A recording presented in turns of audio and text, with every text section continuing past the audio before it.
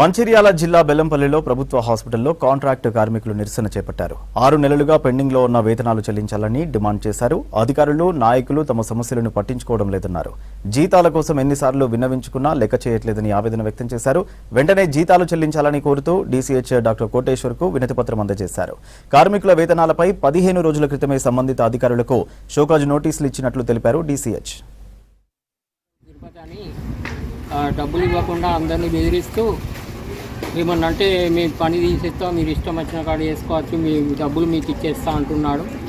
మరి అందరికీ మెమోరాండం ఇవ్వడం జరిగింది, సూపరింటెండెంట్ గారికి, అట్లనే కలెక్టర్ గారికి 2 సార్లు ఇవ్వడం జరిగింది. ప్రతి ఒక్కరము చాలా కష్టాలలో ఉన్నాము, ప్రతి ఒక్కరు సమస్యలు ఉన్నాయి. ఆ సమస్యలు ఏవి పట్టించుకోకుండా ఆయన రాకుండా ఎమ్మెల్యే గారికి కూడా మేము ఫిర్యాదు చేసినా కూడా ఎలాంటి ఫలితము, ఎలాంటి రిజల్ట్ లేదు. మాకు దయచేసి ప్రభుత్వం తరఫున తొందరగా వచ్చేలా మీరు సహకరించాలని కోరుకుంటున్నాం. డేలో వచ్చి మా వరకు మేము చేస్తున్నాం, కనీసం మాకు దయతలిసి మాకు నెలకు సాలరీలు వచ్చేటట్టు మేము చూడమని మీకు విన్నపం చేస్తున్నాం. మాకు 6 నెలలు అవుతుంది మాకు జీతాలు పడక. మేము అడిగితే జీతాలు అడిగినప్పుడల్లా మేము కాల్ చేస్తే మీరు మాకు చేయొద్దు అని చెప్పి అంటాను సార్.